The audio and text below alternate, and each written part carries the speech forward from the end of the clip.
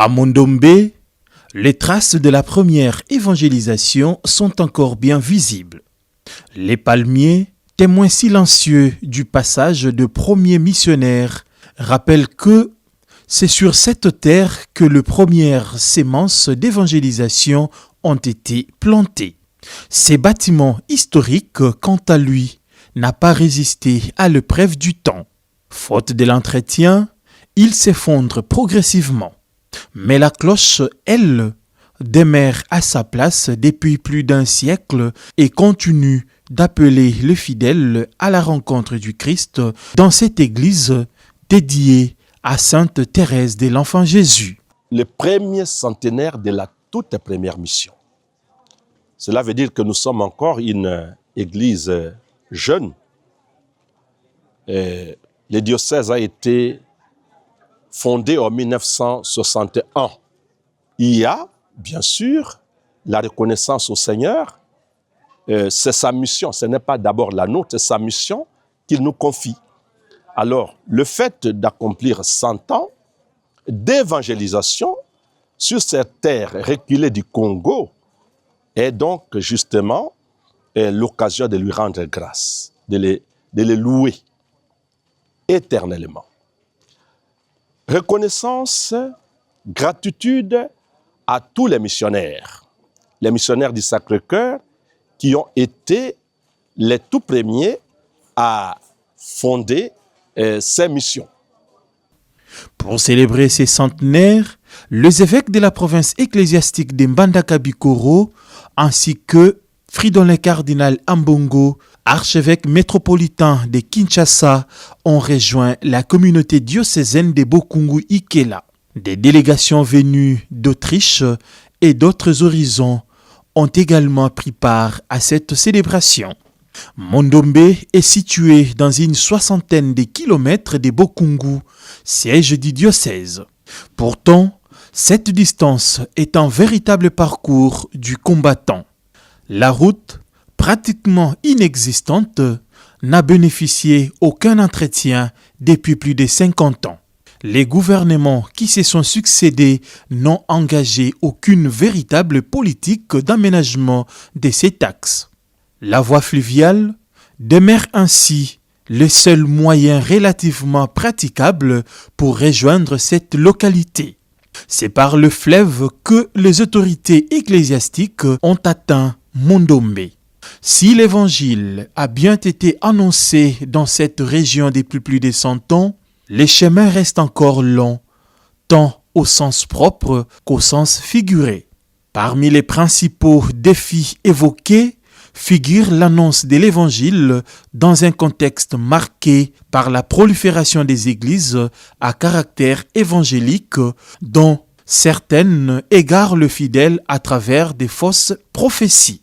Ancien évêque de ces diocèses, Fridolin cardinal Ambongo livre son analyse de cette réalité.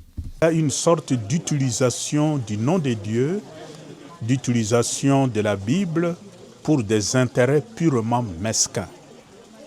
Le nom de Jésus-Christ à la bouche, la Bible à la main, mais en réalité, ce qu'on poursuit, ce sont des intérêts mesquins, généralement pour le pouvoir, pour l'avoir. Rien à voir avec le Jésus de Nazareth. Donc ça constitue un défi énorme pour l'évangélisation parce que ça crée la confusion dans la tête des fidèles. Et c'est à nous de nous poser des questions. Qu'est-ce que nous pouvons faire pour endiguer cette situation? Surtout, moi je suis archevêque de Kinshasa.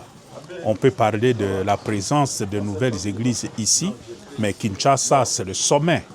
Sur chaque rue, chaque avenue, vous trouverez au moins 2 ou 3 nouvelles églises. Donc ça, c'est un phénomène nouveau, mais en même temps, nous n'avons pas à paniquer devant ces phénomènes. Nous avons connu ça au Moyen-Âge. Et au Moyen-Âge, la multiplication de ces genres d'églises, on les appelait plutôt il y avait un nom, aujourd'hui on dit secte ou on dit de nouvelles églises. Mais dans le passé, l'Église était confrontée à cette réalité-là. Saint Dominique, Saint François, c'était pour combattre justement ceux qui professaient ces nouvelles doctrines. Mais ce qui réconforte, c'est que toutes ces fausses églises ont disparu au cours de l'histoire.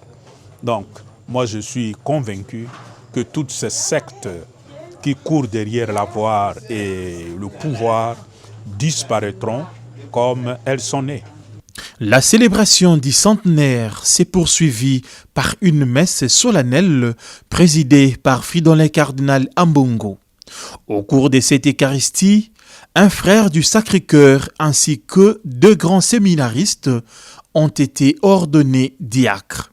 Dans son homélie, le cardinal est revenu sur l'histoire du diocèse et a rendu hommage aux premiers missionnaires qui ont annoncé l'évangile dans cette région malgré des conditions de vie particulièrement difficiles.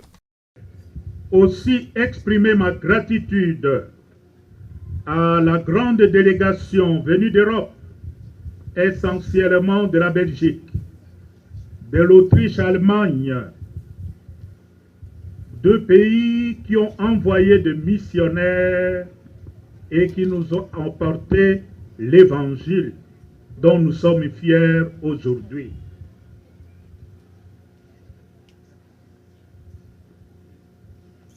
C'est Namisa Maye lokola toyebi bilenge babiso basato nde bakuli eteni ya yambo ya bonganga eteni ya diakona ekosepeli jibile ezali yambo penza ekwela ya kotondo nzambe oya mami manene asali ezali pe ekwela ya kosenga bolimbisi po ya maso matambolaki malamu te po ya masumu mabiso jibile ezali mingi penza kobanda bomoi bwa sika po ya paroisse ya Mondombe po ya diocese ya Bukungu Ikela lokola biso banso toyebi bopalingi sango elamu na vikaria apostolique ya Coquilhatville lelo mbandaka ebandaki na mobu kotoyoko na kamba mwambe na tuku libwa na mitano. Pour que l'œuvre d'évangélisation commencée il y a plus d'un siècle se poursuive, ces nouveaux diacres appelés diacres du centenaire ont été ordonnés selon les rites liturgiques propres à l'Église catholique. À l'issue de la célébration, plusieurs allocutions ont marqué la clôture de cette commémoration. Les messages du Saint-Père Léon XIV, transmis par les préfets du dicaster pour l'évangélisation, de l'archevêque métropolitain de Mbandaka-Bikoro, des délégations autrichiennes, de la province du Sacré-Cœur du Congo, du représentant des laïcs ainsi que des nouveaux ordonnés ont été successivement présentés. Chers frères et sœurs, le centenaire de la paroisse Sainte-Thérèse de l'Enfant Jésus de Mondombe est une occasion propice qui nous invite à regarder le passé avec gratitude et à nous tourner vers l'avenir avec espérance. Nous rendons donc grâce à Dieu pour le travail immense réalisé par des vaillants et pionniers missionnaires.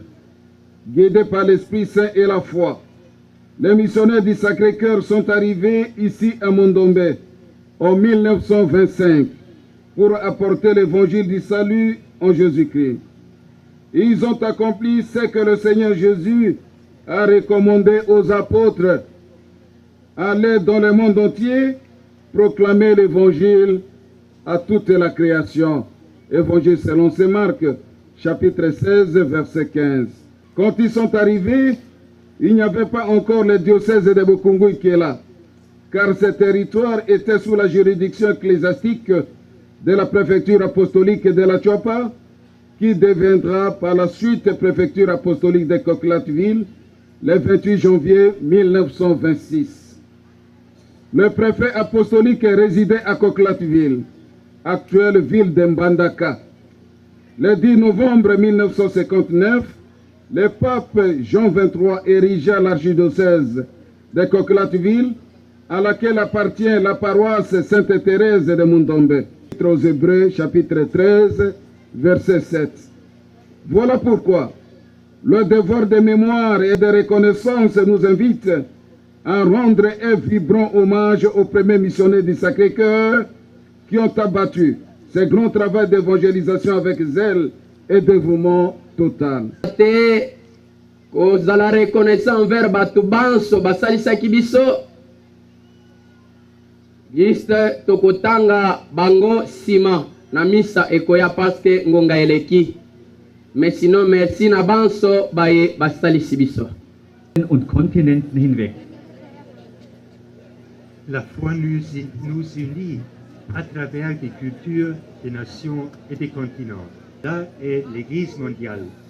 Sie zeigt La solidarité, im gemeinsamen Lernen quand nous apprenons ensemble und im gemeinsamen Unterwegssein.